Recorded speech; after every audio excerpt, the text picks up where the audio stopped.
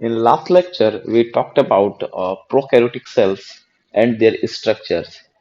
Rest of the detailings about the prokaryotic cell we will see at Kingdom Monera. Here, today's lecture we will see about eukaryotic cell. What is eukaryotic cell? What about the features of eukaryotic cells? What are the functions of their organs? Let's talk about eukaryotic cell.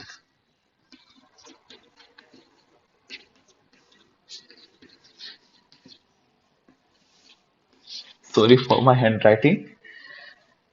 If we talk about eukaryotic cell, can you identify a difference between eukaryotic cell and prokaryotic cell? We saw हमने देखा था कि जो prokaryotes होते हैं जो prokaryotes होते हैं उनका जो सेल था, पहले एक डिफरेंस समझते हैं। उनका जो सेल था, ये मान लेते हैं कोई प्रोकैरियोटिक सेल है। इनका जो सेल है, इस सेल में एक सेल वॉल था, अंदर सेल मेम्ब्रेन था, ठीक है। सेल मेम्ब्रेन था, सेल मेम्ब्रेन के अंदर में ऐसे जेनेटिक मटेरियल बिखरे पड़े हुए थे और एक प्लाज्मिड था जिनका इस जेनेटिक मटेरियल से कोई लेना देना नहीं था। तो अगर एक यूकैरियोटिक सेल को देखते हैं अपन,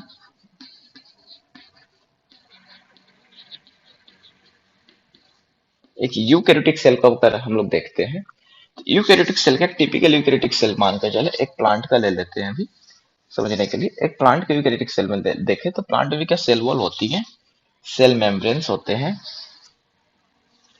ये हमारे बाहर वाला पार्ट क्या हो गया, सेल वॉल हो गया। अंदर वाला पार्ट हमारा सेल मेम्ब्रेन हो गया, ठीक है। तो हम लोग जब अगर दोनों को कंपेयर करें तो हम लोग देख रहे हैं कि जेनेटिक मटेरियल इसका कैसा, ये जो साइटोप्लाज्म वाला एरिया है,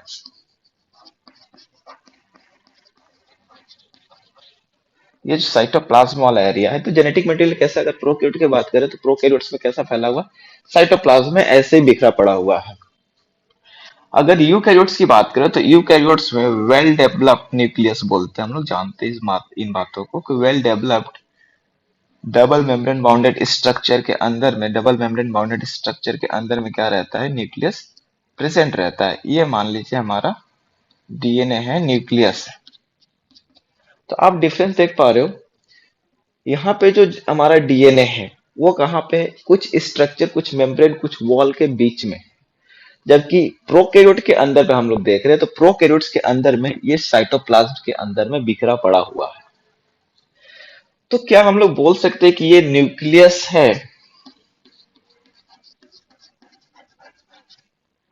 इसलिए ये यूकैरियोट है। और इससे बोल देते हैं कि न्यूक्लियस नहीं है, इसमें न्यूक्लियस नहीं है तो ये यूकैरियोट नहीं बल्कि ये प्रोकैरियोट से, इसमें बोल देते हैं कि न्यूक्लियस नहीं है। एक्चुअली अगर देखा जाए तो ये बातें सही है, बट अगर पूरी तरीके से अगर इन पे अगर आप देखोगे तो न्यूक्लियस का मीनिंग होता है, न्यूक्लियस का मतलब होता है जेनेटिक मटेरियल। जेनेटिक मटेरियल का जिस जगह पे सेल में हो ना, उसके लिए हम लोग क्या वर्ड यूज करते हैं, न्यूक्लियस। तो क्या यहाँ प्रोकैरियोट में जेनेटिक मटेरियल नहीं है क्या? यहाँ भी हमारा क्या है, डीएनए प्रेजेंट है। यहाँ भी क्या है, डीएनए प्रेजेंट है। डीएनए क्या है, जेनेटिक मटेरियल है।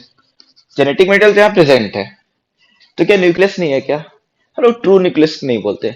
हाँ, अब यहाँ का न्यूक्लियस और यहाँ के न्यूक्लियस में क्या डिफरेंस है? ये न्यूक्लियस ट्रू है। क्यों ट्रू है?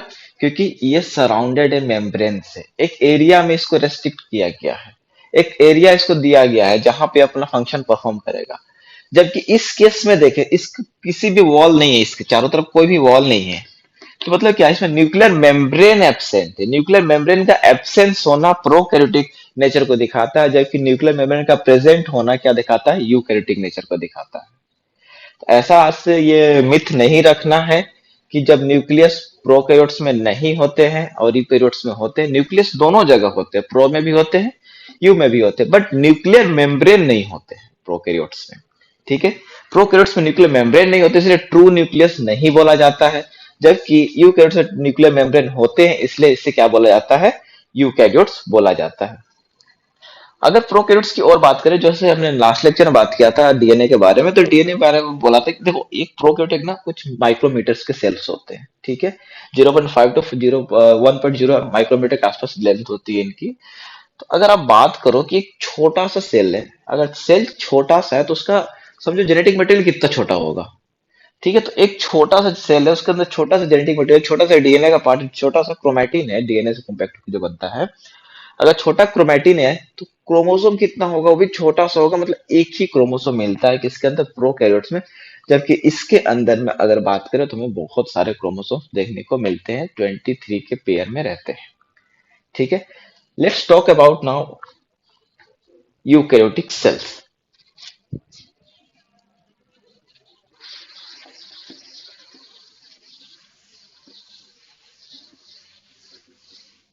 अगर एक चार्ट बना के देख ले अपन, प्रो और यू के केस में,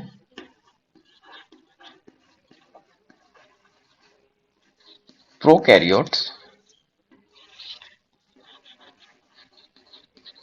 यूकैरियोट्स, अगर इसमें एक कंपैरिजन करें, इसमें न्यूक्लियस, इधर कंटेंट्स इधर लिख लेते हैं अपन, न्यूक्लियस प्रेजेंट या एब्सेंट, प्रेजेंट, इसमें भी nucleus present, nuclear membrane present और absent, nuclear membrane absent, nuclear membrane present, membrane bound structure absent और present,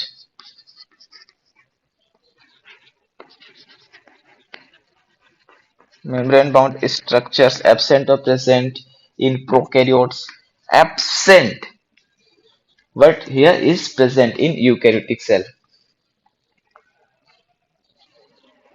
So what we see here, nucleus तो दोनों में प्रेजेंट है, न्यूक्लियर मेम्ब्रेन प्रोकैरियोटिक में एब्सेंट है जबकि यूकैरियोटिक में प्रेजेंट है, मेम्ब्रेन बाउंड स्ट्रक्चर्स प्रोकैरियोट्स में एब्सेंट है जबकि यूकैरियोट्स में प्रेजेंट है। अच्छा, ये कहाँ मेम्ब्रेन बाउंडेड स्ट्रक्चर, आप जो प्रोकैरियोटिक सेल देखे, आपने जो ये प्रोकैरियोटिक सेल देखा, इसमें सिर्फ हमने क्या देखा, क्रोमेटिन देखा, राइबोसोम्स देखे, आरएनएस देखे, कुछ एंजाइम्स देखे, बट क्या कोई मेम्ब्रेन बाउंड स्ट्रक्चर हमने देखा? नहीं, कोई मेम्ब्रेन बाउंड स्ट्रक्चर नहीं देखा, मतलब किसी तरह का ऑर्गेनल नहीं देखने को मिला।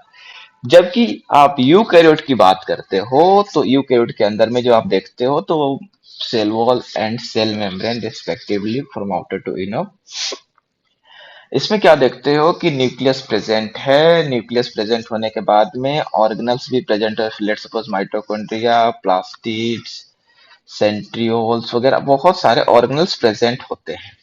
तो क्या है, ये मेम्ब्रेन बाउंडेड ऑर्गेनल्स जो स्ट्रक्चर से जो कि यूकैरियोट्स में प्रेजेंट है, आपकी प्रोकैरियोट्स में एब्सेंट है।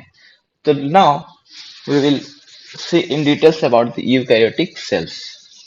प्रोकैरियोट्स के बारे में कहाँ पढ़ेंगे, प्रोकैरियोट्स के बारे में हम पढ़ेंगे किंगडम मोनेरा के अंदर में, जबकि यूकैरियोट्स के बारे में हम यहाँ स्टडी करेंगे डिटेल में। अगर आप स्ट्रक्चर समझते हो यूकैरियोट्स की, तो आप एक स्ट्रक्चर देखो, मैं एक स्ट्रक्चर ड्रॉ करने की कोशिश करता हूँ एक यूकैरियोटिक सेल की। अच्छा,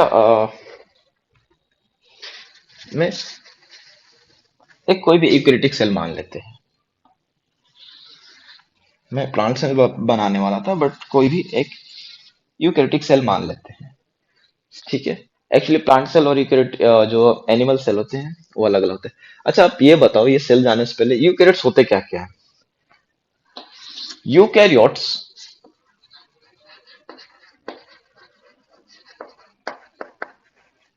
यूकैरियोट्स के अंदर आते हैं kingdom protista, kingdom fungi, kingdom Plantae and kingdom animalia. ये चार किंगडम कहाँ आते हैं यूकैरियोटिक के केस में, मतलब क्या ये चार किंगडम का लगभग सेम होगा अंदर का सेलुलर स्ट्रक्चर, किसका किसका, protista, fungi, Plantae and animalia का। तो अपन देखते हैं आगे। अभी एक आउटर मोस्ट है, इसको क्या बोले हम लोग, आउटर मोस्ट जो वॉल रहता है, this is cell wall. Cell wall followed by cell membrane. Cell wall followed by cell membrane. Cell wall के बाद क्या आता है हमारा, सेल मेम्ब्रेन।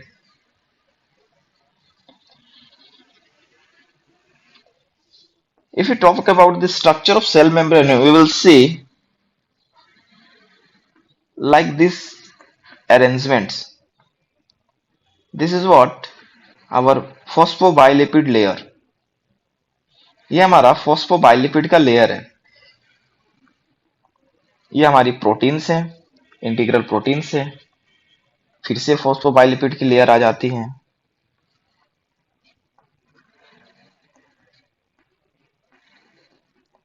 कुछ कैरियर प्रोटीन्स होते हैं और ये phosphobilipid की लेयर ऐसे फैली हुई थी कुछ इस तरीके से। हमारे फॉस्फोबाइलिपिड की लेयर बन के पूरा सेल मेम्ब्रेन इसी तरीके से बना हुआ होता है। इसमें कुछ पेरिफेरल प्रोटीन्स होते हैं, कोलेस्टेरॉल्स होते हैं बीच बीच में। इसकी बात करेंगे अपन, आगे करेंगे इसकी बात जब सेल मेम्ब्रेन की स्टडी करेंगे। कुछ इंटीग्रल प्रोटीन्स होते हैं, कुछ एक्सटर्नल या एक्सट्रेंसिक प्रोटीन्स होते हैं। इनके ऊपर ऐसे टुवर्ड्स आउटसाइड क्या होते हैं, एक्सटर्नल प्रोटीन्स के आउटसाइड में क्या प्रेजेंट होते हैं, ऐसे ग्लाइकोलिपिड्स एंड ग्लाइकोप्रोटीन्स भी प्रेजेंट होते हैं। ये तो हमारा हो गया outermost covering. Protective layer कौन कौन से हो गए, एक हो गया हमारा cell wall and second one is cell membrane. Second one is what? Cell membrane. Inside cell membrane, a semi-liquid fluid matrix. What is that? A semi-liquid fluid matrix. That is our cytoplasm.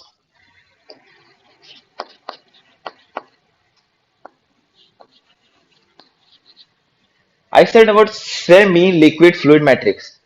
Liquid होता है, fluid mat होता है। Semi मतलब क्या, ये आपने हनी देखा होगा घर में, शहद देखा होगा, ठीक है। हनी या शहद वो कैसा रहता है, सेमी लिक्विड रहता है। उस तरह कैसे होता है, बट मैंने एक और वर्ड यूज किया, मैट्रिक्स। मैट्रिक्स मीन्स इसमें कुछ और भी सॉलिड कंपोनेंट्स होंगे, वो सॉलिड कंपोनेंट्स हमें अभी देखने हैं। साइटोप्लाज्म हो गया। साइटोप्लाज्म के अंदर में अपन बात करें न्यूक्लियस। अच्छा एक बात और, हम बनाते न्यूक्लियस को सेंटर में सेल का, नॉट नेसेसरी कि न्यूक्लियस हमेशा सेंटर में ही प्रेजेंट रहे। ओके, न्यूक्लियस न्यूक्लियस होता है, ये चारों तरफ सराउंडेड होता है ऐसे डबल मेम्ब्रेन बाउंडेड स्ट्रक्चर से। ध्यान सुनिएगा, डबल मेम्ब्रेन बाउंडेड स्ट्रक्चर बनते कैसे हैं। एक मेम्ब्रेन रहता है, ये आपस में इनफोल्ड हो जाता है और जाके अपने ही दूसरे साइड के मेम्ब्रेन से मिल जाता है, और इस तरीके से डबल मेम्ब्रेन बाउंडेड स्ट्रक्चर का फॉर्मेशन होता है। ये क्या है, इनर मेम्ब्रेन। इनर मेम्ब्रेन चल रहा अचानक से ये फोल्ड हो जाता है, वापस से फोल्ड होके अपने जहां से स्टार्ट हुआ था एंड उसी एंड पे वापस से जाके मिल जाता है। तो क्या डबल मेम्ब्रेन स्ट्रक्चर बनाता है। सेम वे में डबल मेम्ब्रेन स्ट्रक्चर का फॉर्मेशन होता है। तो जब ये स्ट्रक्चर्स बन रहे होते हैं तो इनके फोल्डिंग की वजह से, वापस रीअटैचमेंट की वजह से क्या होता है, इनके बीच में गैप्स आ जाती हैं। अब देख रहे हो दो मेम्ब्रेन के बीच में गैप आ रही है, ऐसे इन दोनों सक्सेसिव मेम्ब्रेन के बीच में गैप आ रही है। सक्सेसिव मेम्ब्रेन में बोल रहा हूँ, सक्सेसिव मेम्ब्रेन का मतलब होता है मेम्ब्रेन पूरी तरीके से बन चुका है। तो जो ये मेम्ब्रेन बाउंड्री आप स्ट्रक्चर देख रहे हो, इस दोनों के बीच में गैप आ चुका है। ये हमारा न्यूक्लियर मेम्ब्रेन है, ये हमारा आउटर न्यूक्लियर मेम्ब्रेन है,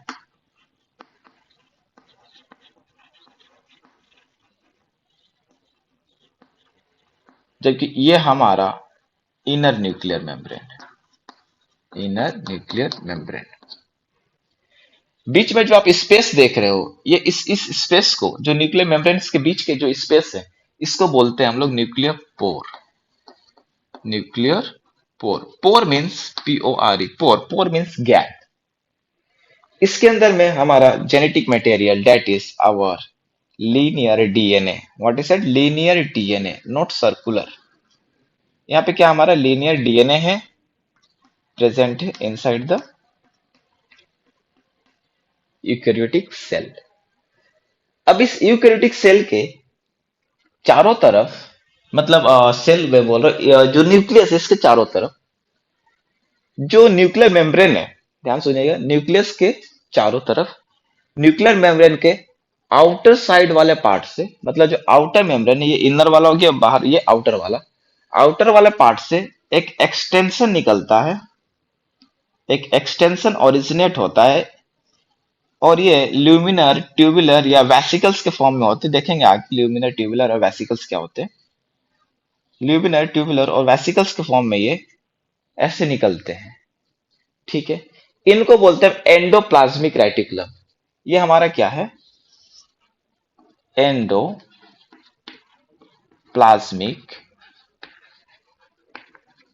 रेटिकुलम। नाम याद करना है, रटना नहीं है, नाम को याद करना है, समझना है। एंडो का मीनिंग आप सब जानते हो, इनसाइड। किसके इनसाइड, आगे वाला वर्ड बताता है। प्लाज्मिक, प्लाज्मा के इनसाइड। प्लाज्मा मतलब मेम्ब्रेन के इनसाइड, सेल मेम्ब्रेन के इनसाइड। प्लाज्मिक मतलब प्लाज्मा, किसके इनसाइड बोला, एंडोप्लाज्मिक, प्लाज्मा के इनसाइड रेटिकुलम है, नेटवर्क प्रेजेंट है।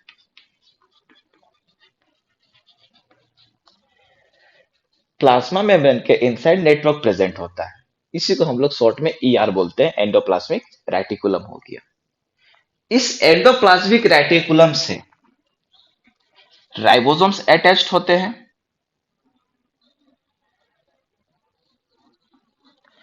अगर डिटेलिंग देखा जाए राइबोसोम्स का, तो ये राइबोसोम्स जब अटैच होते हैं इस eukaryotic Golgi sorry endoplasmic reticulum से, तो ये एक ग्लाइकोलिपिड प्रोटीन के थ्रू अटैच होते हैं, जिसको बोलते हैं ribophorin. This is our ribophorin glycoprotein, this is our ribophorin. आप सबने देखा होगा, हम हमेशा बनाते, जब भी एंडोप्लाज्मिक रेटिकुलम बनाते हैं उसमें रफ दिखाना होता है, हमें क्या लगा देते हैं बाहर में, हम राइबोसोम्स लगाते हैं। ये राइबोसोम्स अटैच कैसे होंगे, आप किसी भी चीज को किसी के ऊपर आप रखोगे तो क्या होगा, उसके बीच में वॉल कुछ अट्रैक्शन फोर्स रहेगा, कुछ ग्लू रहेगा, लिक्विड्स रहेगा, या बोलते तो गम रहेगा जो चिपकाता है, मे बी वो कोई बॉन्ड हो या कुछ तरह का हो। तो इसके बीच में ग्लू का काम कौन करता है, मतलब इसके बीच में एंडोप्लाज्मिक रेटिकुलम और राइबोसोम के बीच में जो ग्लू का काम करता है, राइबोफोरिन करता है। राइबोफोरिन दो तरीके के इसमें काम करते हैं, राइबोफोरिन 1 और राइबोफोरिन 2। अभी आगे बात करेंगे उनकी। तो जिसमें आप देख रहे हो कि राइबोफोरिन प्रेजेंट है, ये हमारा क्या हो गया, ये हमारा हो गया रफ टाइप का। यही जो एंडोप्लाज्मिक रेटिकुलम है, यहाँ पे अगर आप देखोगे तो ये कहीं कहीं एक्सटेंड करते हैं, ये एक्सटेंड करके ऐसे ट्यूब लाइक स्ट्रक्चर्स भी बना सकते हैं, ऐसे ट्यूब लाइक स्ट्रक्चर्स भी बना सकते हैं। जहां पे आप देख रहे हो कि जो हमारा ईआर है, एंडोप्लाज्मिक रेटिकुलम, इसमें दो पार्ट्स हो चुकी है। एक पार्ट हो रहा है हमारा कौन सा, एक पार्ट हमारा हो रहा है रफ टाइप वाला। आप देख रहे हो इधर क्या है, सब तरफ लगा हुआ है, राइबोसोम्स लगे हुए हैं। तो क्या रफ अपेयरेंस हो रहा है, रफ दिखने में क्या दिख रहा है, रफ दिख रहा है। इसीलिए इस पार्ट को अपन बोलेंगे RER, रफ एंडोप्लाज्मिक रेटिकुलम। आप जब इस तरफ बढ़ रहे हो तो आप इस तरफ क्या देखो, देखो जैसे ट्यूब जैसा निकला हुआ, देखो यहां से यहां के जैसे ट्यूब होता है ना, घर में अपन यूज करते हैं ये ट्यूब, कोई भी पाइप यूज करते हैं, तो क्या रहता है पाइप का काम, कुछ आप यहां से मटेरियल डालोगे, ये मटेरियल इसके थ्रू बाहर निकल जाएगा। तो ट्यूब क्या कर रहा है, ये ट्यूब का फॉर्म में प्रेजेंट है। ये ट्यूब का यहाँ पे आप देख रहे हो किसी भी तरह का एक भी राइबोसोम प्रेजेंट नहीं है, इसलिए इसको बोलते हैं हम लोग SER। ये क्या ट्यूबुलर फॉर्म है, बात करेंगे आगे। SER आप देखोगे जो ये फोल्डिंग्स है, ये ल्यूमेन के जैसे हैं। ये कैसे हैं, ल्यूमेन के जैसे। इनके लिए वर्ड यूज करते हैं सिस्टर्नी। क्या वर्ड यूज करते हैं, सिस्टर्नी। इसके लिए ट्यूबुलर, नीचे वाले के लिए। ऐसा नहीं है कि ट्यूबुलर इसमें नहीं हो सकते, इसमें भी प्रेजेंट हो सकते हैं, SCR में भी हो सकते हैं और RER में भी हो सकते हैं। जो सिस्टर्नी होता है वो बिना ब्रांच का होता है, जबकि ट्यूब वाला, आप डायग्राम देखो तो आप डायग्राम में क्या देख पा रहे हो कि इसके ब्रांचेस निकली हुई है, ये ब्रांच फॉर्म में है। जबकि अनब्रांच फॉर्म में है। कुछ वेसिकल्स भी इनसे अरेंज होते हैं ऐसे। वेसिकल्स के फॉर्म में भी इनका अरेंजमेंट होता है, एक्सटेंशन होता है। ये जो वेसिकल है, मैं वी से दिखा रहा हूँ वेसिकल, ये जो वेसिकल है, आप मार्केट जाते हो सामान खरीदते हो, किसमें थैला में ले आते हो, ठीक है। जो हमारा कैरी बैग है, जो हमारा थैला, दैट इज क्या, वेसिकल। सेल का क्या हो गया, वो थैला, वो कैरी बैग क्या हो गया, वेसिकल, ठीक है। मतलब ये जो भी न्यूक्लियस सिग्नल देगा, जो भी कोडिंग देगा, ये काम करेंगे सारे एंडोप्लाज्मिक रेटिकुलम। वो सारे जो भी चीजें होगा, जो सामान खरीदेगा, जो सामान बनाएगा, उसको कैरी कर लिया जाएगा कैरी बैग में। तो कैरी बैग इनके लिए क्या है, वेसिकल्स। उसके बाद अगर बात करें, ये हमारा एंडोप्लाज्मिक रेटिकुलम हो गया। अब देख रहे हो ना, प्लाज्मा मेम्ब्रेन के इनसाइड एंडो एक नेटवर्क बिछा हुआ है, रेटिकुलम लगा हुआ है, इसीलिए बोलते हैं एंडोप्लाज्मिक रेटिकुलम। दूसरा बात करते हैं अपन इसके बारे में, और इसमें कुछ मेम्ब्रेन बाउंड स्ट्रक्चर्स भी प्रेजेंट होते हैं।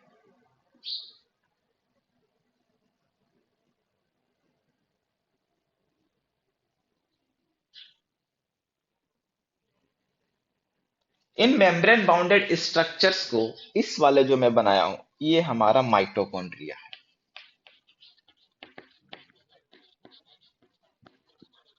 ये हमारा माइटोकॉन्ड्रिया है।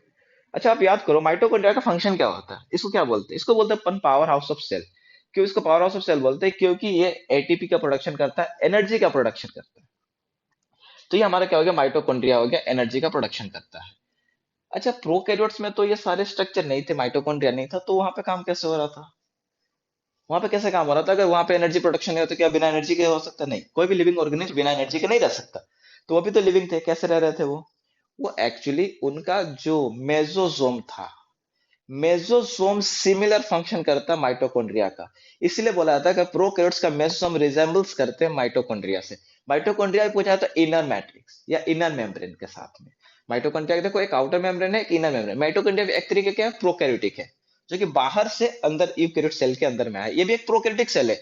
तो जो इसका फंक्शन रहेगा इनर मेम्ब्रेन का, मतलब क्या, इसका देखो आप, इनफोल्डिंग है ना, इनफोल्डिंग है, इसको बोलते हैं क्रिस्टी बोलते हैं। या नाम क्रिस्टी, मेसोसोम समझ के चलो कि क्या सिमिलर है मेसोसोम से लगभग। इसका नाम बस यहाँ, वहां मेसोसोम की जगह क्या, क्रिस्टी रहती है, यूकेरियोटिक सेल के अंदर में है, ठीक है। जो तो ये भी एक प्रोकैरियोटिक सेल है, वो भी एक प्रोकैरियोटिक सेल है। तो जो प्रोकैरियोटिक सेल रहेंगे, फंक्शन तो सेम ही रहेगा उनका भी। नेक्स्ट वी टॉक अबाउट, आपने ऐसे स्ट्रक्चर्स देखे होंगे जिनमें ऐसे, आपने पढ़ा होगा या सुना होगा, ऐसे अपेरेंस रहते हैं कुछ, जो बाहर से आने वाली सनलाइट को अपने पास में अटैच करते हैं, कुछ फूड स्टोरेज करते हैं, फैट का स्टोरेज करते हैं, इनको बोलते हैं हम प्लास्टिड्स। ये क्या हो गया हमारे, प्लास्टिड्स। ये प्लांट्स में प्रेजेंट होते हैं। एक और आता है हमारा मेन ऑर्गेनल, ध्यान से समझिएगा ये मेन ऑर्गेनल को। ये हमारा मेन ऑर्गेनल है गोल्जी बॉडी। सर कमेलियो गोल्गी ने इनका डिस्कवरी किया था इन ईयर 1868 के आसपास में। आप देख रहे हो इसमें कुछ इस तरीके का फेस है, एक तरफ तो कॉन्वेक्स है, आप देख रहे हो एक तरफ क्या है, कॉन्वेक्स, और एक तरफ कॉनकेव। एक तरफ कॉन्वेक्स है, एक तरफ कॉनकेव है। जो वेसिकल्स एंडोप्लाज्मिक रेटिकुलम बनाया है, उस वेसिकल को, उन वेसिकल को ये गोल्जी बॉडी अपने पास लाते हैं। और उन वेसिकल्स में क्या है, आप जो कैरी बैग लेते हो, आप जो थैला पकड़ते हो, उसके अंदर क्या सामान रहता है। तो ये वेसिकल के अंदर में कुछ, या तो जो SER है, ये ये बनाना क्या चाहते हैं, कुछ भी बनाना चाहते हैं, बट इनके पास अगर मान लो प्रोटीन बनाना है, तो प्रोटीन के लिए क्या जरूरत होता है, राइबोसोम्स का। बट क्या है, यहाँ राइबोसोम्स एब्सेंट है।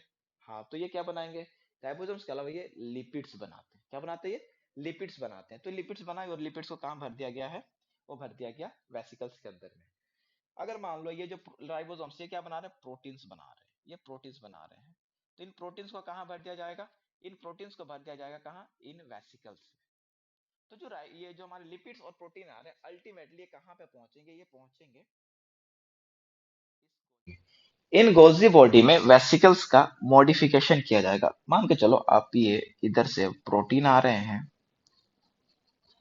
कहाँ से, यहाँ से एक प्रोटीन आ गया, अब ये क्या करेंगे, इस प्रोटीन में मान लो इनको काम दिया गया कि आप क्या करना, गोली बॉडी जो प्रोटीन आएगा उनमें आप क्या करना, कार्बोहाइड्रेट को अटैच करना, ग्लाइकोज को अटैच करना, मतलब ग्लाइको को। तो कार्बो क्या करेगा, ये गोली बॉडी क्या करेगा, कार्बोहाइड्रेट को इसका अटैच अटैच कर देगा। आया क्या था, प्रोटीन।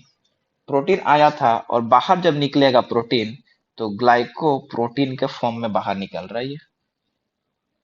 किसका फॉर्म बाहर निकल रहा है, ग्लाइकोप्रोटीन के फॉर्म में। मतलब क्या आ रहा है, मॉडिफिकेशन किया जा रहा है।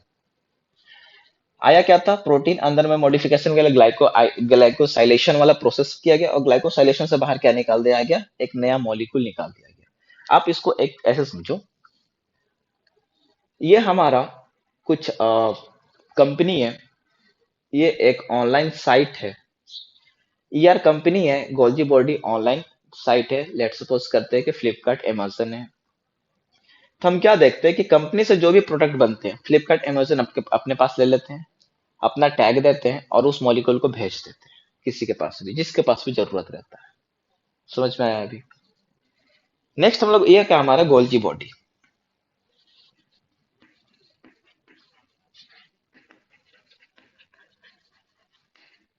ये हमारा गोल्जी बॉडी। ये गोल्जी बॉडी मैं बनाया हूं दूर में, ये गोल्जी बॉडी के न्यूक्लियस के पास में ही प्रेजेंट होते हैं, आसपास भी प्रेजेंट होते हैं ये। ठीक है, न्यूक्लियस के आसपास भी देखा जाता है। ये जहां गोल्जी बॉडी प्रेजेंट होती है, जनरली कोई और स्ट्रक्चर्स उस जगह पे प्रेजेंट नहीं होते हैं। और इन स्पेशल जगह को जहां पे गोल्जी प्रेजेंट है, अगल बगल कोई ऑर्गेनल्स नहीं प्रेजेंट है, कोई मेम्ब्रेन बाउंडेड ऑर्गेनल्स, या फिर प्रेजेंट भी है तो बहुत कम है, इसलिए इस जोन को एक क्या बना रहा है, एक जोन बना रहा है, एक एरिया बना रहा है, इसको बोलते हैं zone of exclusion. Zone of exclusion, ये हमारा जोन ऑफ एक्सक्लूजन हो गया। क्या होता है, एनिमल सेल के अंदर में कुछ ऐसे परपेंडिकुलर प्रेजेंटेड स्ट्रक्चर्स होते हैं, इनको बोलते हैं हम सेंट्रियोल्स। ये हमारे क्या हो गए, सेंट्रियोल्स हो गए।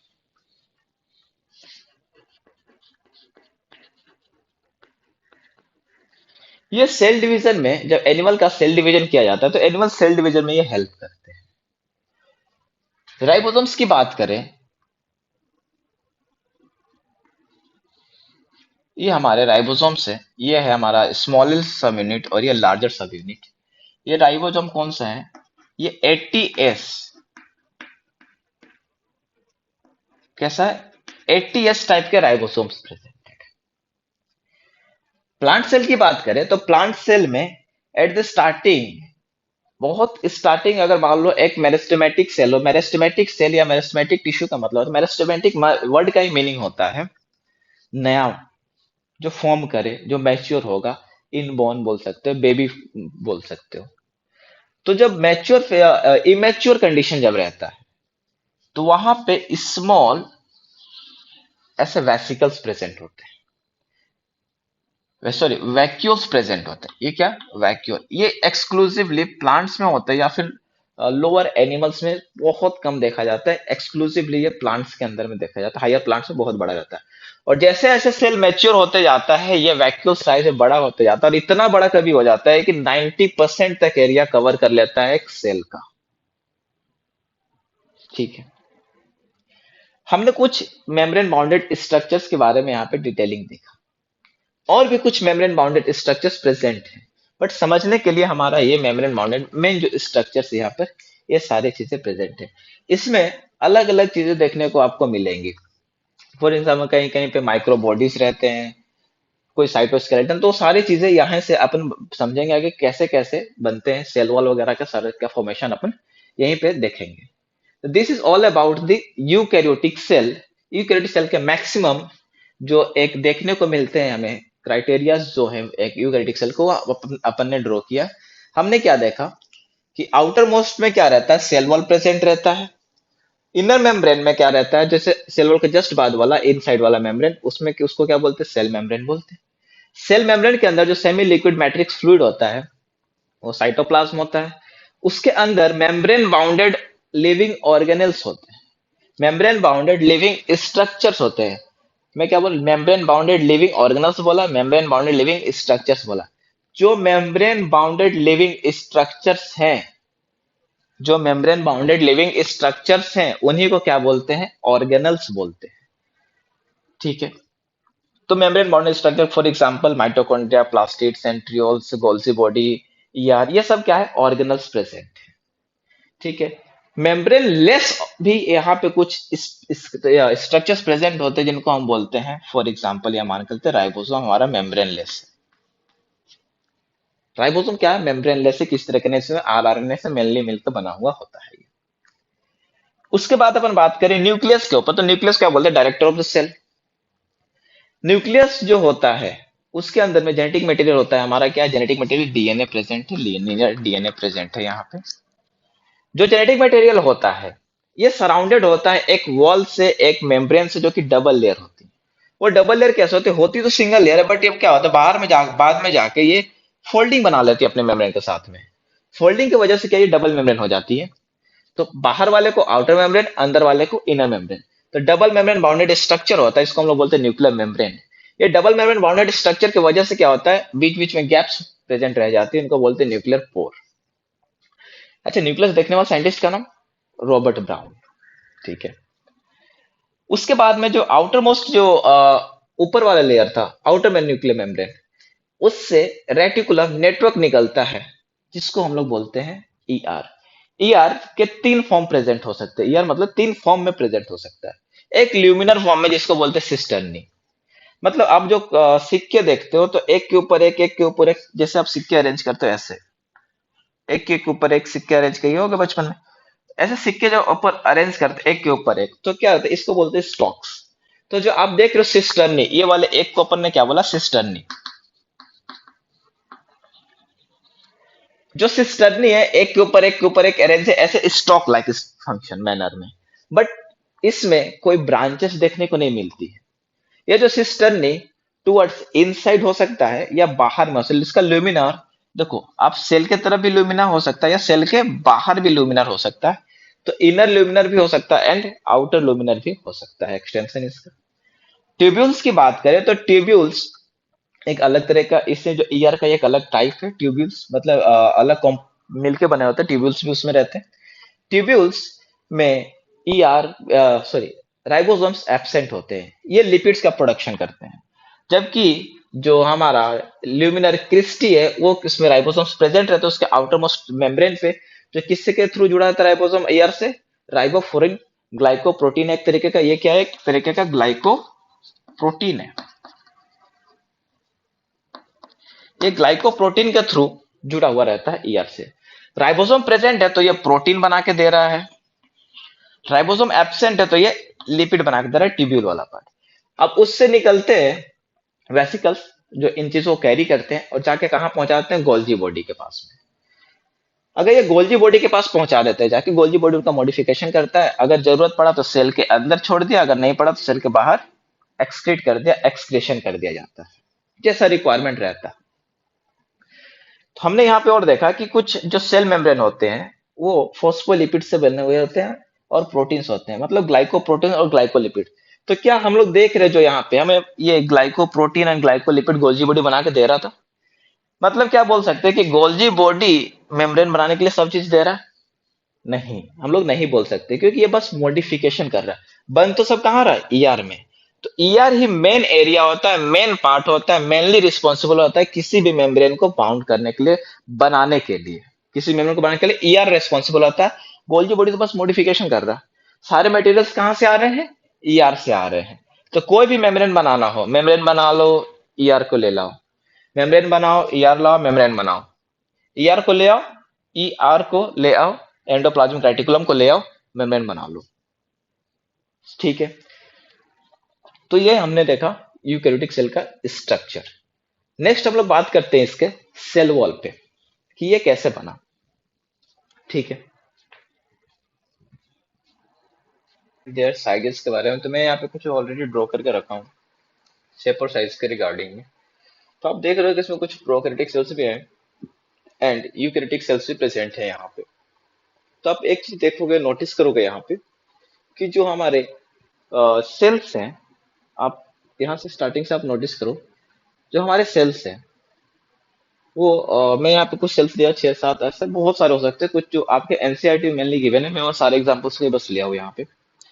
आप जो सेल्स देख रहे हो यहाँ पे, nerve cells, ostrich's eggs, human RBC, mycoplasma, bacteria, PPLO. PPLO basically type of mycoplasma होता है, इसी के अंदर आता है ये। फिर मैं कुछ डायग्राम्स यहाँ पे ड्रॉ किया हूँ। तो अभी देखो आप, तो क्या क्या मैं ड्रॉ कर रहा हूँ, मतलब आप देख रहे हो कि नर्व सेल होता है, ये लॉन्गेस्ट है, कोई साइज गिवन नहीं है। जो ऑस्ट्रिक्स एग है ये लार्जेस्ट है, डिफरेंस है दोनों में। ये लार्जेस्ट है, ये लॉन्गेस्ट, यहां से यहां तक मान लो ये कर रहा है, ये लार्जेस्ट है। इधर भी लंबा चौड़ा, इधर से भी लंबा चौड़ा है, बाकी ये लंबा है बस। ठीक है, तो नर्व सेल क्या हो गया, लॉन्गेस्ट हो गया, ऑस्ट्रिक एग लार्जेस्ट हो गया। ये कैसा है, हैप्लॉइड। अब डायग्राम इसे ऐसे करके बना सकते हो, स्मॉल एन से डिनोट कर सकते हो हैप्लॉइड के लिए। ओके, आरबीसी की बात कर रहे हो आप, आरबीसी बाई कॉनकेव होता है। आप मैं 3D में तो नहीं बना सकता यहाँ पे, बट 2D में दिखाने की कोशिश करो कि बाई कॉनकेव शेप का आरबीसी है, जिसका लेंथ या साइज बोलो बेसिकली, तो साइज कितना है, 7.0 माइक्रोमीटर्स का। बात करें माइकोप्लाज्मा, माइकोप्लाज्मा स्मॉलेस्ट सेल है, स्मॉलेस्ट बैक्टीरिया के अंदर कैटेगरी में आता है। इसके अंदर क्या होता है, ये बिना ऑक्सीजन के जिंदा रह सकता है। उसके अलावा एक और इसका मेन फीचर क्या है कि इसमें सेल वॉल नहीं होते। हमने प्रोकैरियोट्स के बारे में पढ़ा है कि प्रोकैरियोट्स में क्या होते हैं, ग्लाइकोकैलिक्स भी होते हैं, सेल वॉल भी होते हैं, सेल मेम्ब्रेन भी होते हैं, बट इसमें सेल वॉल एब्सेंट रहता है। किसमें, माइकोप्लाज्मा में।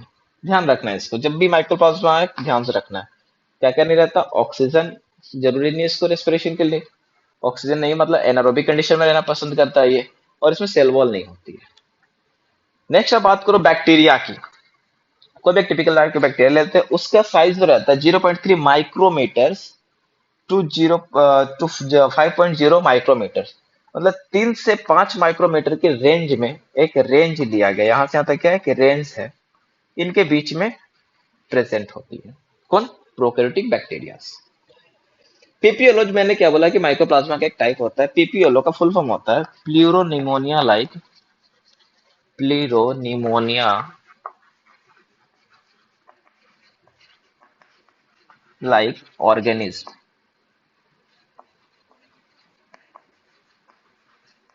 प्लूरोनिमोनिया लाइक ऑर्गेनिज्म, पीपीएलओ, इसका लेंथ कितना होता है, या फिर साइज बोल कितना होता है, 0.3 माइक्रोमीटर का साइज होता है।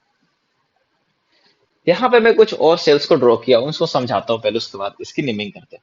आप ये जो देख रहे हो कॉलम बने हुए, आप जो पिलर देखते हो घर में कुछ इस टाइप के बने हुए हैं, तो ये क्या है, कोल्यूमिनर सेल्स है। ये कोल्यूमिनर सेल्स हमें मैमल्स के अंदर में, या बोलो तो ह्यूमंस के केस में स्पेशली ये देखने को मिलता है, इसको बोलते हैं कोल्यूमिनर सेल्स। अब इसमें अलग अलग मॉडिफिकेशन हो सकते हैं। कोल्यूमिनर सेल हो सकता है कि इसमें सिलिया लग जाए, सिलिएटेड कंडीशन में प्रेजेंट हो जाए, सिलिएटेड कोल्यूमिनर सेल्स बोल सकते हैं। स्ट्रेटिफाइड हो जाए, मतलब मेनली हमारे जो ये जो प्रेजेंट होते हैं हमारे अलग अलग ऑर्गन्स के साथ में प्रेजेंट होते हैं, जैसे इसोफेगस हो गया, कुछ हमारा ओरल कैविटी हो गया, जीआईटी हो गया, एक्सक्रीटरी प्रोडक्ट्स वाले जो भी रीजन्स हो गए, उन सब जगह पे अलग अलग टाइप के ये सेल्स के टाइप्स प्रेजेंट होते हैं ह्यूमंस के अंदर में। तो ये क्या हो गया हमारे columnar cells, columnar cell, CC लिख दिया मैं, कोलुमनर सेल्स। अब बात करो, देखो ऐसा है कि हेडफोन बना हुआ है, कुछ ऐसे ही है, कुछ ऐसे है। अब अलग अलग शेप है इनका, अलग अलग शेप है। ये हमारे ये है डब्ल्यूबीसी। ध्यान देना, डब्ल्यूबीसी व्हाइट ब्लड सेल्स, ये प्राइमरली इन्वॉल्व होते हैं हमारे क्या, डिफेंस मैकेनिज्म के साथ में। मतलब क्या करते हैं, ये किसी भी बैक्टीरिया को आ रहा है उससे बॉडी को रेजिस्टेंस देते हैं व्हाइट ब्लड सेल्स। अब ध्यान देना, व्हाइट ब्लड सेल का अलग अलग टाइप के शेप प्रेजेंट है, बट आरबीसी का बाइकॉनकेव शेप होता है। इसका साइज गिवन है, इसका कोई साइज गिवन मैं यहाँ पे नहीं दिया हूँ। ऐसे आप जब एमबीबीएस या बीडीएस करोगे, या फिर किसी भी आप मेडिकल फील्ड में जाओगे, पैरामेडिकल में जाओगे, तो वो सब जगह पे ये सारे साइज गिवन, अलग अलग साइजेस माइक्रोमीटर्स में गिवन रहेंगे। बट यहाँ पे हमें इस अभी क्या देखना नीट लेवल पे, कि साइजेस सिर्फ आरबीसी क्या रखना है, डब्ल्यूबीसी का साइज याद नहीं रखना, शेप अलग अलग हो सकता है डब्ल्यूबीसी। फिर आप देख रहे हो, एक ये मैं ट्रैकिएट का डायग्राम ड्रॉ किया हूँ, इसका शेप अलग है। ये बेजोफिल है, प्लांट के लिप्स के अंदर में देखने को मिलते हैं, बेजोफिल का अलग है डायग्राम। तो आप देख रहे हो कि शेप और साइज वेरी होता है। तो क्या हम बोल सकते हैं कि shape and size of cell varies in different organisms. According to organisms, the shape and the size of cells can vary. एक ही सेल के से हमेशा सेल का एक ही शेप नहीं होगा, साइज नहीं होगा, ये वेरी कर सकता है। अलग अलग ऑर्गेनिज्म में डिपेंड करता है कि कौन सा ऑर्गेनिज्म है, उसका रिक्वायरमेंट कैसे है। ठीक है, मान लो फॉर एग्जांपल माइटोकॉन्ड्रिया की बात करें अपन, एक प्रोकैरियोटिक बैक्टीरिया ये भी। ठीक है, अगर माइटोकॉन्ड्रिया की अपन बात करें समझने के लिए सबसे बेस्ट, अगर आप माइटोकॉन्ड्रिया की बात करो, जो ह्यूमन स्पर्म सेल होता है उसमें माइटोकॉन्ड्रिया बहुत ज्यादा अमाउंट में होता है। दूसरी बात करो, अभी मेरा हाथ में जैसे मेरी स्किन है, अगर इसमें मैं अपने सेल में देखो माइटोकॉन्ड्रिया का नंबर कम रहेगा। ठीक है, जो बंदे रनिंग कर रहे हैं, मतलब एथलीट्स हैं, या फिर जो रेगुलरली वर्क कर रहे हैं, बहुत हार्ड फिजिकल वर्क कर रहे हैं, उनमें देखोगे कि उनके सेल्स में माइटोकॉन्ड्रिया का नंबर बढ़ा हुआ रहेगा। ऐसा क्यों हो रहा है? नंबर भी वेरीज कर रहा है, डिपेंड कर रहा है, ये क्या करता है, एनर्जी का प्रोडक्शन। जितना ज्यादा एनर्जी का खर्चा हो रहा है, जितना ज्यादा एनर्जी का लॉस हो रहा है, उतना ज्यादा क्या हो रहा है, माइटोकॉन्ड्रिया भी बन रहा है, क्योंकि एनर्जी चाहिए उसको फिजिकल वर्क करने के लिए। तो एनर्जी कहाँ से लाएगा? माइटोकॉन्ड्रिया से लाएगा, इसलिए माइटोकॉन्ड्रिया का नंबर भी बढ़ जाता है। तो शेप साइज नंबर डिपेंड करता है कि कौन सा फिजिकल वर्क, कौन सा वर्क हो रहा है उसके ऊपर में। ठीक है, नेक्स्ट अब हम लोग बात करते हैं इसी में आगे। यूकैरियोटिक सेल का हमने ओवरव्यू देखा, लास्ट लेक्चर में हमने देखा था प्रोकैरियोटिक सेल का ओवरव्यू, इसमें हमने देखा यूकैरियोटिक सेल का ओवरव्यू देखा। यूकैरियोटिक सेल के शेप एंड साइजेस के बारे में अपन ने बात किया यहाँ पे। नेक्स्ट अपन जब बात करते हैं, वो एक यूकैरियोटिक सेल का जो सेल वॉल होता है वो कैसे फॉर्म करता है।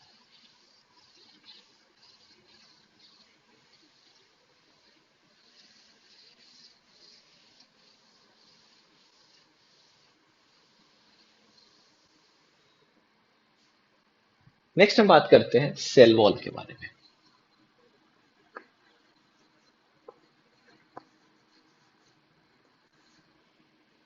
देखिए, सेल वॉल की बात करें तो हमने अभी बोला कि माइकोप्लाज्मा जो होता है बच्चों, उस माइकोप्लाज्मा के अंदर में क्या आता है, सेल वॉल एब्सेंट रहता है।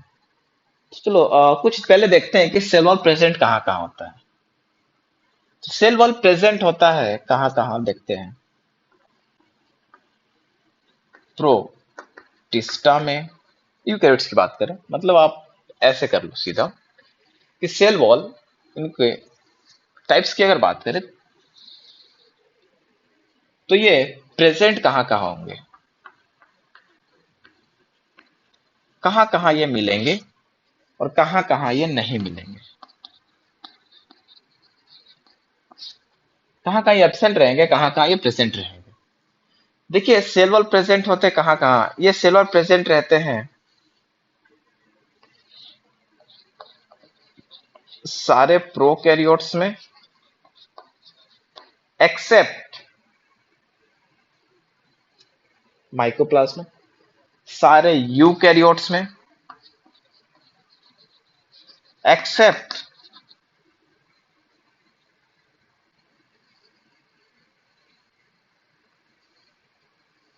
एनिमेलिया। यूकैरियोट्स में कौन कौन से, प्रोटिस्ट, प्रोटिस्टा, फंगाई या फंजाई जो पढ़ते हो, एंड प्लांटी, ये सारे में रहेंगे एक्सेप्ट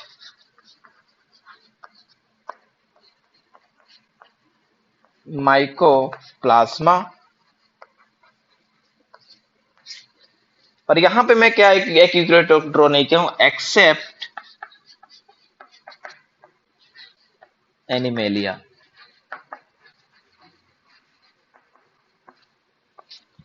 तो क्या ये इन एक्सेप्ट वाले को मैं यहां लेके आता हूं, एब्सेंट है ना ये, तो एब्सेंट कहाँ कहाँ होंगे,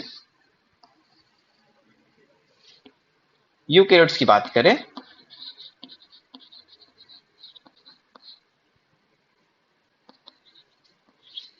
यूकैरियोट्स के अंदर में, एनिमल्स में, एनिमेलिया में, किंगडम एनिमेलिया,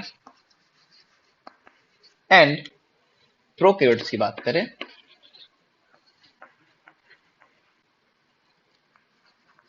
प्रोकैरियोट्स में कहाँ एब्सेंट रहेंगे? माइकोप्लाज्मा।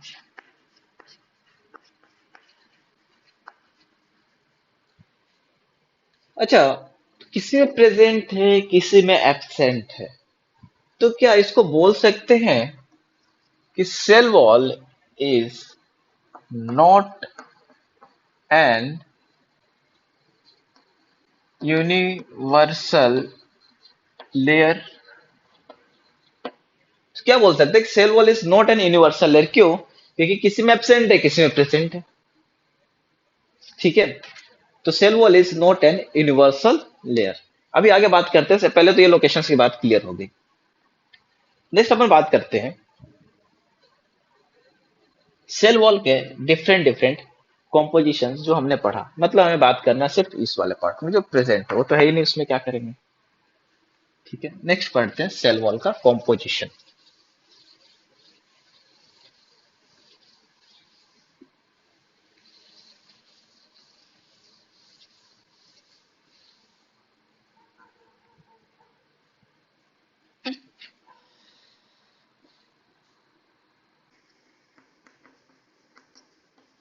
सेल वॉल कॉम्पोजिशन की बात करें तो सेल वॉल के कॉम्पोजिशन जब अपन देखते हैं,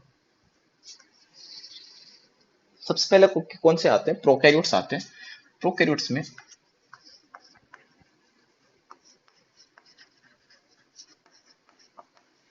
प्रोकैरियोट्स की बात करें तो प्रोकैरियोट्स का जो कॉम्पोजिशन होता है पेप्टिडोग्लाइकन से बनते हैं।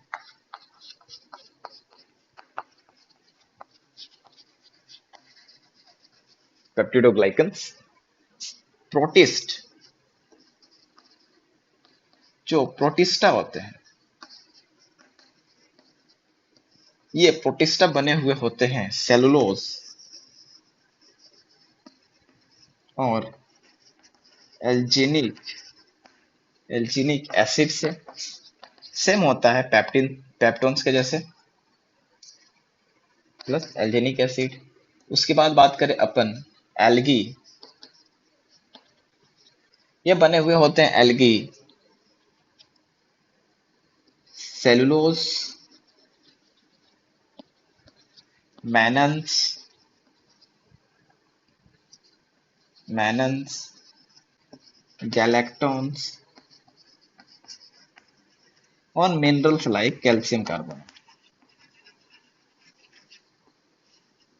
मिनरल्स लाइक कैल्शियम कार्बोनेट क्या क्या से मिलकर बने हुए होते हैं? Cellulose, mannans, galactans, minerals like calcium carbonate. उसके अलावा आ जाता है नेक्स्ट फंजाई या फंगाई, ये बने हुए होते हैं काइटिन से। नेक्स्ट हमारा आ जाता है and the last one is Plantae.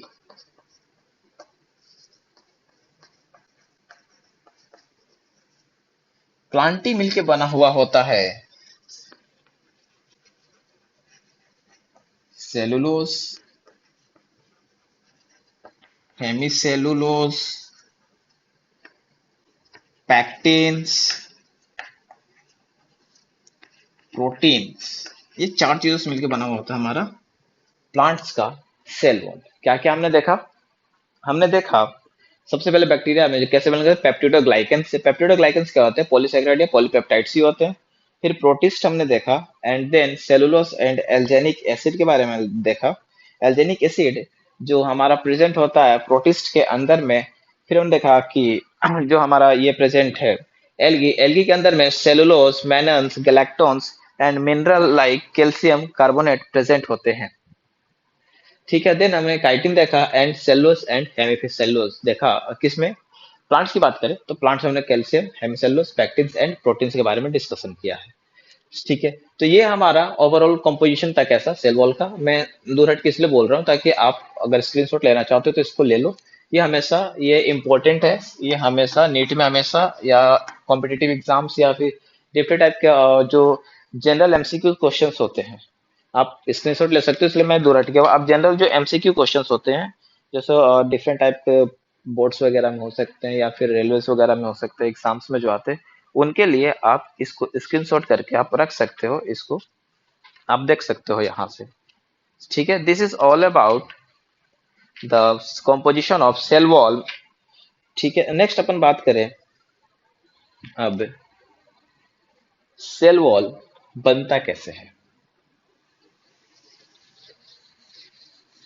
अच्छा, ये जो मैं मिटा दिया अभी इसको। मैनन्स, ये जो मैनन्स होते हैं, कैलेक्टॉन्स होते हैं, ये सब एक तरीके के क्या हैं बच्चों, ये कार्बोहाइड्रेट्स ही हैं, अलग अलग फॉर्म के। सेल्यूलोज, हेमिसेल्यूलोज, पेक्टिन क्या है, कार्बोहाइड्रेट्स ही हैं। ये एल्केनिक एसिड है, एसिड कैसा है, पेक्टोन्स के जैसा ही है, पेक्टोन्स के जैसा है। अच्छा, इसके बारे में एक खास बात जान लो, ये जो एल्जेनिक एसिड है ये तो सेल वॉल बना रहा है। मेन कंपोनेंट क्या होता है, सेल्यूलोज ही होता है। जो एल्जेनिक एसिड है ये प्रोटिस्ट को ना दो काम करवाता है, रिटेन करवाता है, रिटेनर होता है, रिटेन करवाता है, रिटेनर ऑफ वाटर, वाटर को रिटेन करवाता है। वाटर का रिटेन होने की वजह से ये प्रिवेंट करता है, प्रिवेंट, इट प्रिवेंट्स ड्राइंग। ये क्या करता है, ड्राई होने से खुद को प्रिवेंट करता है, बचा लेता है। इसके चलते इसकी लाइफ स्पेन थोड़ी बची हुई रह जाती है, बड़ी रह जाती है। ठीक है, this is all about the composition of cell walls.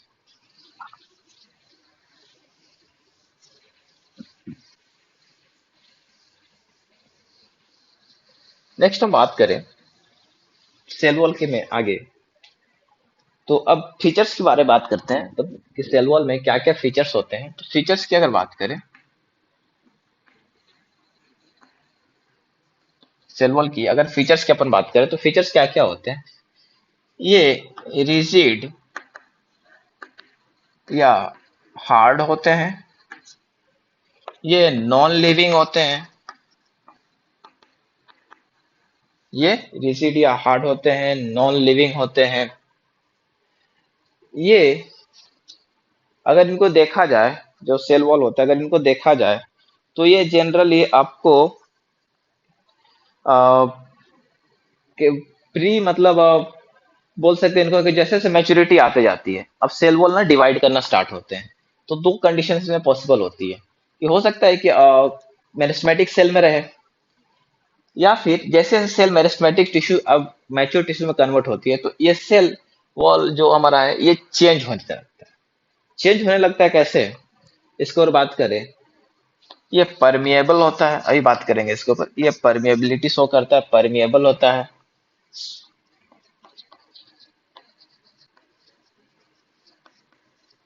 Permeable होता है, परमिएबल होने के बाद में ये जो सेल वॉल है, ये जो सेल वॉल है ये अपना डिफरेंट टाइप्स शो करता है। टाइप्स क्या क्या शो करता है, अगर ये मैच्योर नहीं हुआ, इमैच्योर है, मतलब मेरिस्टेमेटिक टाइप है, अगर ये मेरिस्टेमेटिक टाइप, मेरिस्टेमेटिक टाइप में सिर्फ एक टाइप का सेल वॉल देखने को मिलेगा, that is our primary cell wall.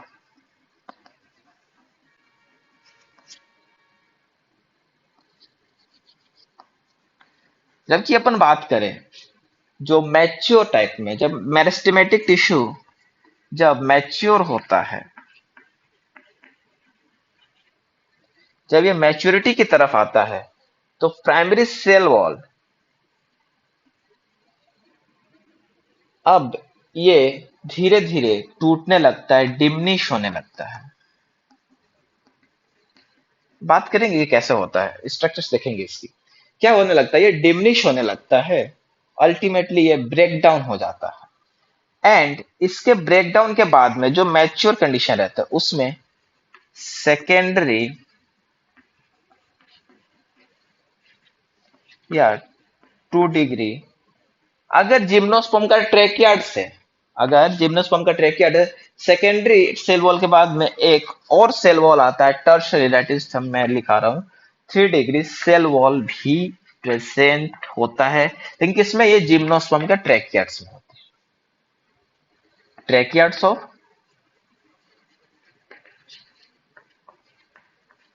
Gymnosperm,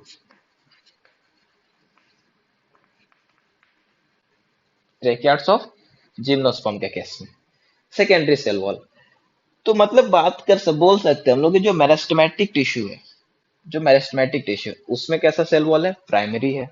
जबकि वो जब से सेल वॉल अब बड़ा हो रहा है, सेल बड़ा हो रहा है, तो मैच्योरिटी कंडीशन में तो मेरिस्टेमेटिक किसमें चेंज हो रहा है, मैच्योर सेल में चेंज हो रहा है। जब सेल मैच्योर होने लगता है तो प्राइमरी सेल वॉल रहता है वो डिमिनिश होने लगता है, टूटने लग जाता है। ठीक है, तो नेक्स्ट हम लोग बात करते हैं इसके ऊपर में कि ये बनता कैसे ओवरऑल।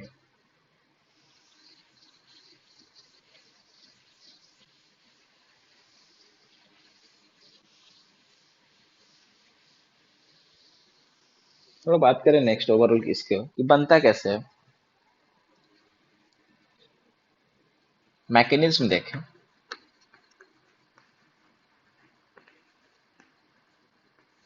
मैकेनिज्म देखें तो आप देखो मैकेनिज्म के अंदर में सबसे पहले देखते हैं कि मटेरियल्स बनते कहाँ हैं। इसको देखना ध्यान से, मटेरियल्स का प्रिपरेशन है, मटेरियल्स का प्रिपरेशन देखते हैं। सेलुलोज ये सेल वॉल बनाता है, सॉरी सेल मेम्ब्रेन बनाता है। अच्छा, अपन ये जो मैकेनिज्म देख रहे हैं ना, ये प्लांट सेल का हमारे सिलेबस में हम अपन किसका देख रहे हैं, सेल वॉल प्लांट सेल का।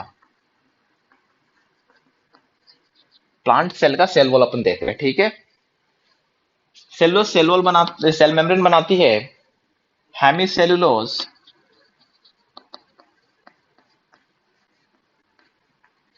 प्लस पैक ये पैक्टिन्स plus पैक्टिन्स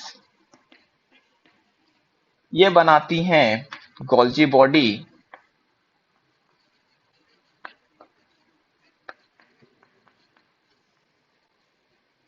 and the last proteins. ये फॉर्म करते प्रोटीन जो है, ये बनाती हैं प्रोटीन्स, ये बनाती हैं राइबोसोम्स, जो एटीएस प्रेजेंट। तो ये होता कैसे इसका समझते हैं एक डायग्राम से।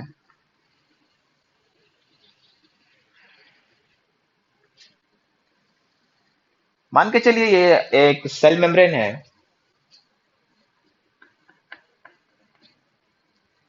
इसके अंदर में ये हमारा न्यूक्लियस है, न्यूक्लियस का एक्सटेंडिंग ईआर है, इस ईआर के पास में गोल्गी बॉडी लगा हुआ है। राइबोसोम्स यहाँ भी प्रेजेंट होते हैं, राइबोसोम्स में सेल मेम्ब्रेन पे भी प्रेजेंट होते हैं, ये सॉरी न्यूक्लियर मेम्ब्रेन पे भी प्रेजेंट होते हैं, राइबोसोम्स ऐसे भी प्रेजेंट।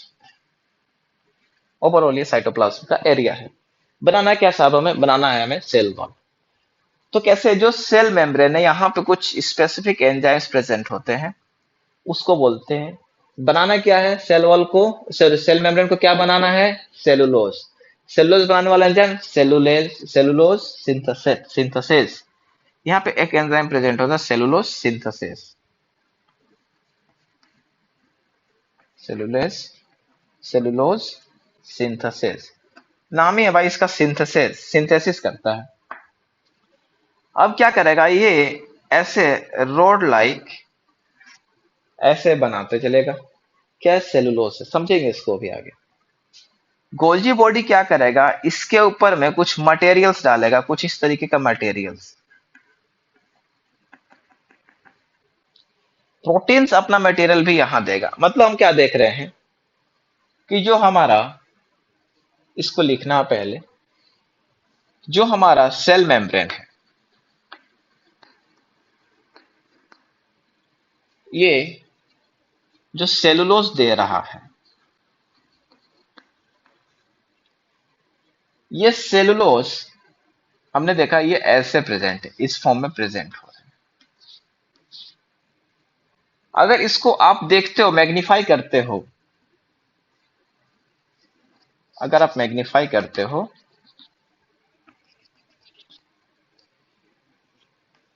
ये सेलुलोज के यूनिट्स ऐसे आपस में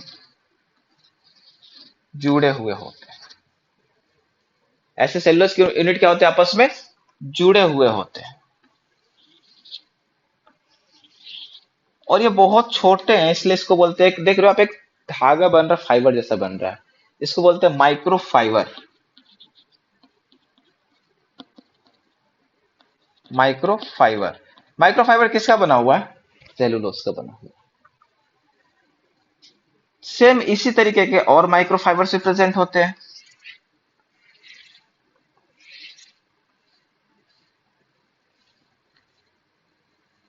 सेलुलोज बना दिया हमने, ये सेलुलोज के यूनिट्स हो गए।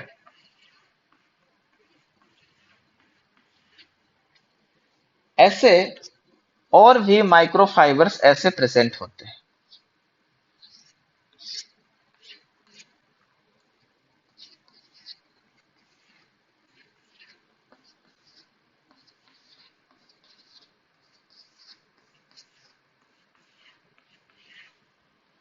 तो आप क्या देख रहे हो कि एक स्ट्रक्चर दे रहा है। ये क्या दे रहा है? जो सेल मेम्ब्रेन है वो सेलुलोज का एक ये स्ट्रक्चर बना रहा है, फ्रेमवर्क बना रहा है, या बोले तो स्केलेटन बना रहा है। किसके लिए स्केलेटन बना रहा है? सेलुलोज का सेल वॉल के लिए स्केलेटन बना रहा है। मतलब ये हमने जो समझा कि जो यहाँ पे सेलुलर सिंथेसिस एंजाइम था, ये ऐसे अपना मटेरियल इधर ट्रांसफर किए जा रहा है। ये कुछ यहाँ सेलुलर सिंथेसिस होंगे, ये इधर ऐसे ऐसे ट्रांसफर किए जा रहे हैं। तो हम क्या देख रहे हैं? ये वाला एरिया देखो आप, ये वाला एरिया हम क्या देख रहे हैं? कुछ इस तरीके का यहाँ पे अरेंजमेंट होता हुआ दिख रहा है। इसको क्या बोले हम लोग? माइक्रो फाइबर बोल। नेक्स्ट हमने देखा कि गोल्जी बॉडी एंड ईआर का काम देखो आप। ये हमारा पहला सेल वॉल का काम था। नेक्स्ट गोल्जी बॉडी और ईआर क्या कर रहे हैं? सॉरी, गोल्जी बॉडी एंड जो हमारे राइबोसोम्स है उनका देखो। गोल्गी बॉडी क्या कर रहा है? जो गोल्गी बॉडी है ये हेमिसेलुलोज एंड पैक्टिन्स बना रहा है। ये भी एक तरीके कार्बोहाइड्रेट से होते हैं। आप मान के चलो कि मैं ये इस कलर जो दिखा रहा हूं ये हेमिसेलुलोज है, ये येलो वाले पैक्टिन्स है ऐसे सर्कल में। ठीक है, ये सर्कल में पैक्टिन्स है, ये ट्रायंगल जो मैं दिखा रहा हूँ हेमी सेलुलोज है। ये ट्रायंगल्स वाले हेमी सेलुलोज है। ठीक है। नेक्स्ट जो है हमारा थर्ड, राइबोसोम्स। राइबोसोम्स, ये राइबोसोम्स क्या बना रहे हैं? प्रोटीन। आ रहा या नहीं कैमरा में? आ रहा। राइबोसोम्स क्या बना रहे हैं? प्रोटीन्स। प्रोटीन्स को मान को चलो मैं ऐसे दिखा रहा हूं, ऐसे प्रोटीन्स को दिखा रहा हूं। मतलब क्या हम लोग बोल सकते हैं कि हमें एक घर बना रहे हैं जिसमें ये रोड्स, ये जो छड़ बोलते हैं, रोड बोलते हैं, वो सारे रोड सेलुलोज के बन गए और उनके अंदर जो मटेरियल चाहिए, गिट्टी चाहिए, बालू चाहिए, सीमेंट चाहिए, मतलब पत्थर चाहिए, बालू चाहिए, सीमेंट चाहिए, बालू मतलब रेत। ठीक है। तो वो सारे मैट्रिक्स मटेरियल्स कौन दे रहे हैं? Golgi body and ribosome. अब ये सारे मटेरियल्स को इनमें फिल कर दिया जाएगा, इन सबको क्या होगा? फिल कर दिया जाएगा, मतलब मैट्रिक्स को फिल कर दिया। ये लो प्रोटीन्स आ गए, ये क्यों कौन से हो गए? हेमिसेलुलोज हो गए। इनको आपस में और अच्छे से बॉन्ड करने के लिए अटैच कर दिया हमने, क्या? पैक्टिन्स को भी ले आए। हम पैक्टिन्स को भी ले आए। तो हमने क्या देख रहे हैं? हम क्या देख रहे हैं यहाँ पे? ये जो बीच वाला पार्ट हो गया कौन हो गया? मैट्रिक्स। ये बीच वाला पार्ट क्या हो गया? मैट्रिक्स। चारों तरफ स्केलेटन किसका बना हुआ है? माइक्रोफाइबर्स, जो कि क्या है? ये क्या है? सी क्या है? सेलुलोज है। सी क्या है हमारा? ये सेलुलोज है। तो हम कैसे क्या देख रहे हैं कि मेन कंपोनेंट स्ट्रक्चर कौन बना रहा है? सेलुलोज। मैट्रिक्स कौन बना रहा है हमारा? Golgi body and ribosomes. मतलब हम बोलते हैं कि जो सेल वॉल, जब इसका मैकेनिज्म होता है, फॉर्मेशन स्टार्ट होता है, तो इसके दो पार्ट होते हैं, स्केलेटल पार्ट और एक होता है मैट्रिक्स पार्ट। मैट्रिक्स कौन बनाता है? मैट्रिक्स बनाने के लिए हेमिसेलुलोज चाहिए, पैक्टिन चाहिए एंड प्रोटीन चाहिए। जबकि स्केलेटन बनाने के लिए हमें क्या चाहिए? सिर्फ सेलुलोज चाहिए। क्या समझ में आया? एक बार और समझते हैं। हमें बनाना क्या है? हमें बनाना है बच्चों प्लांट का सेल वॉल। प्लांट का सेल वॉल बनाने के लिए हमें रिक्वायरमेंट होती है सेलुलोज की, हेमिसेलुलोज की, पैक्टिन्स की एंड प्रोटीन्स की। जो सेलुलोज है वो सेल मेम्ब्रेन बना के दे देती है, हेमिसेलुलोज और पैक्टिन्स गोल्गी बॉडी बना के देती है, प्रोटीन्स राइबोसोम्स बना के देती है। मतलब ओवरऑल हम लोग बोल सकते हैं कि जो हमारा सेल है, सेल के अंदर से ही ओरिजिनेट हो रहा है सेल वॉल के लिए सारा मटेरियल। साइटोप्लाज्म से ओरिजिनेट हो रहा है आधे से ज्यादा मटेरियल, मतलब मैट्रिक्स जो हमारा है वो साइटोप्लाज्म से बन रहा है, जबकि जो स्केलेटन मसल बोल रहा हूँ, सॉरी, स्केलेटन जो हमारा प्लांट सेल का, वो कौन बना रहा है? सेल वॉल बना के दे रहा है। तो अब वही चीज को हमने देखा कि जो सेल मेम्ब्रेन है, सेल मेम्ब्रेन क्या बना रहा है? स्ट्रक्चर बना रहा है, फ्रेमवर्क दे रहा है, स्केलेटन दे रहा है। ये तीनों नाम याद रखिएगा स्टेप बाय स्टेप, ये आपके एग्जाम्स में आए हुए क्वेश्चन। तो सेलुलोज ऐसे क्या हो रहा है? रोड लाइक स्ट्रक्चर्स बना दे रहे हैं। जैसे आप घर बनाते हो, घर का छत ढालते हो, तो क्या रोड दे देते हो, ऊपर रोड लगा दिया आपने, उसके ऊपर क्या करते हो? आप मटेरियल डालते हो, मैट्रिक्स डालते हो, सीमेंट वगैरह जो भी रहता है, पूरे मटेरियल्स को भर करते हो छड़ के चारों तरफ में, रोड के चारों तरफ। तो रोड कौन बना दिया? सेलुलोज बना दिया। अब बीच में जो स्टेप्स बचे हुए, जो गैप्स बचे हुए, उनको कौन मैट्रिक्स फिल करेगा? तो मैट्रिक्स कौन बना रहा है? गोल्जी बॉडी बना रहा था मैट्रिक्स हमारा। तो गोल्जी बॉडी क्या कर रहा है? हेमिसेलुलोज पैक्टिन्स एंड हेमिसेलुलोज पैक्टिन्स बना के दे रहा है। और बच गया क्या? प्रोटीन्स। तो प्रोटीन्स कौन राइबोसोम बना के दे रहा है। इस तरीके से क्या देख रहे हैं हम लोग? एक सेल वॉल बन गया है। तो ये ओवरऑल जो अरेंजमेंट था यहाँ पे सेल वॉल, तो ये इस तरीके से क्या होता है? ये सेल वॉल सिंथेसाइज होते चल जाता है। ठीक है, क्या ये समझ में आया? आप एक चाहो तो डायग्राम का स्क्रीनशॉट या डायग्राम बना सकते हो। ठीक है।